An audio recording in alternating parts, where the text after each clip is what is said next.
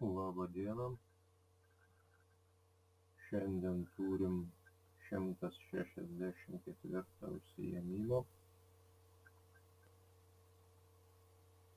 Praeitą kartą kalbėjome apie bolševikų įsigalėjimą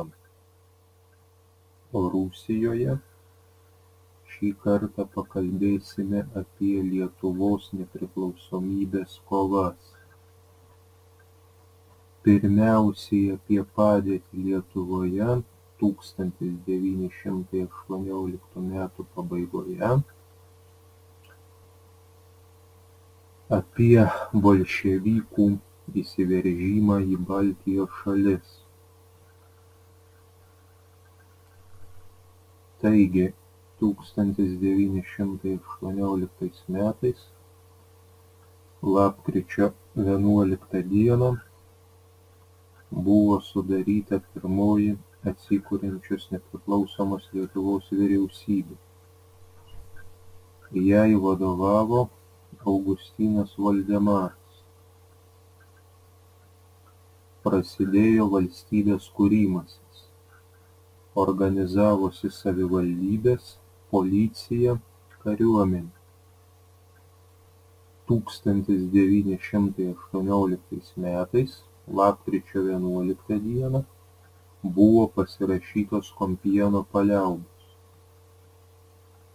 Po paliaubų demoralizuota ir pavargusi vokiečių armija be mūšių, palikdama daug karinio turto, traukėsi iš užimtų teritorijų.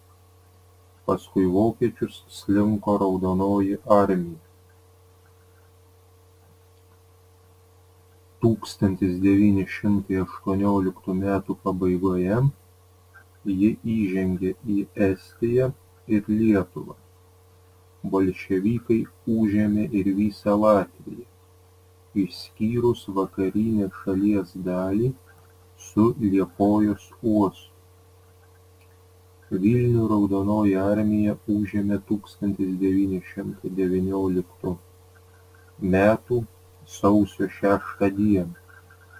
Į sostinę atvyko Kapsukas su revoliucine vyriausybe.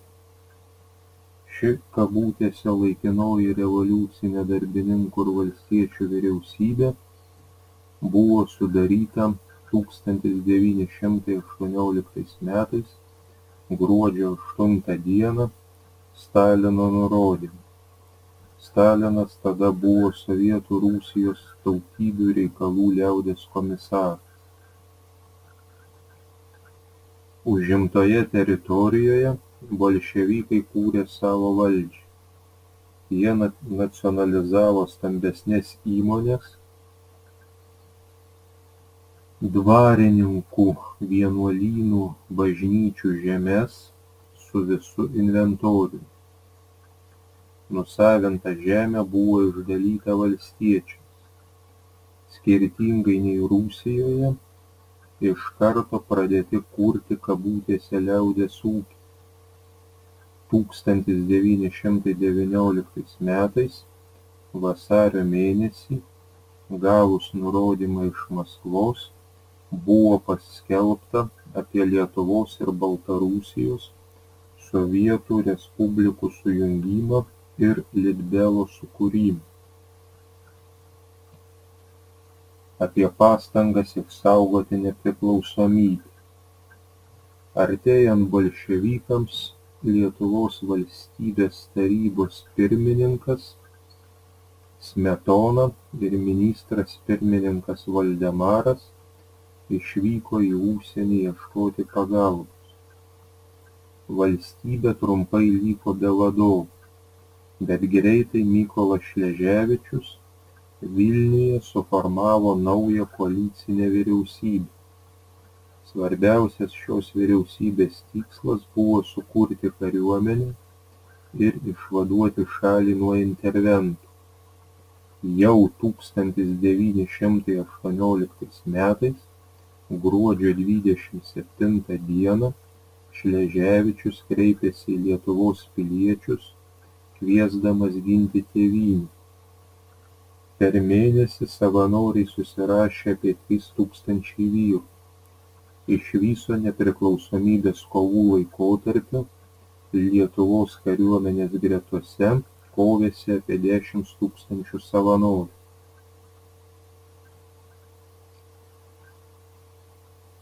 Vyriausybė supirkinėjo ginklus iš vokiečių, bet tai negalėjo išspręsti apsiginklavimo problemos.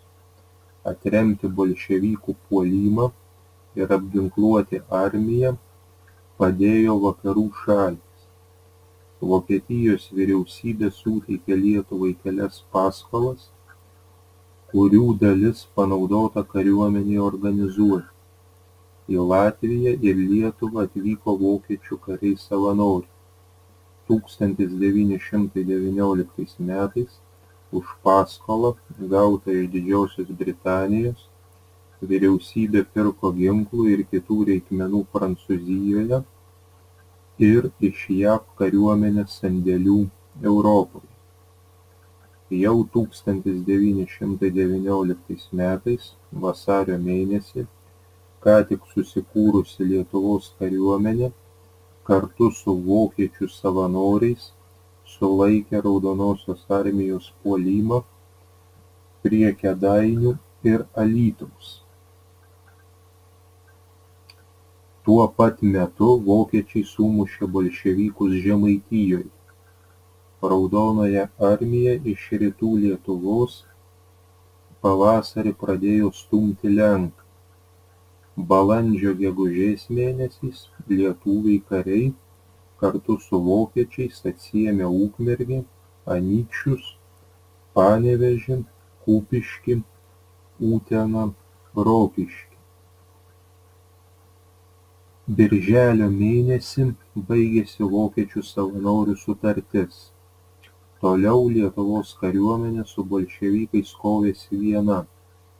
Rugpjūčio mėnesį lietuviai užėmė Zarasus ir įžengė į Latvijos teritoriją.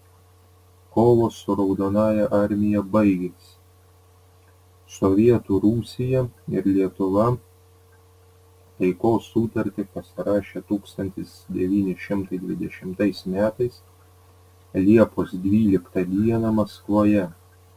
Šia sutartimi Rusija pripažino Lietuvos nepriklausomybę ir, kabutėse, visiems amžiams atsisakė Rusijos, kabutėse, suvereniteto teisių, kurių yra turėjusi lietuvių tautos ir jos teritorijos atžvilgiu. Pasižadėjo atlyginti Lietuvai karo metu padarytus nuostolius, grąžinti iš Lietuvos išvežtą turtą.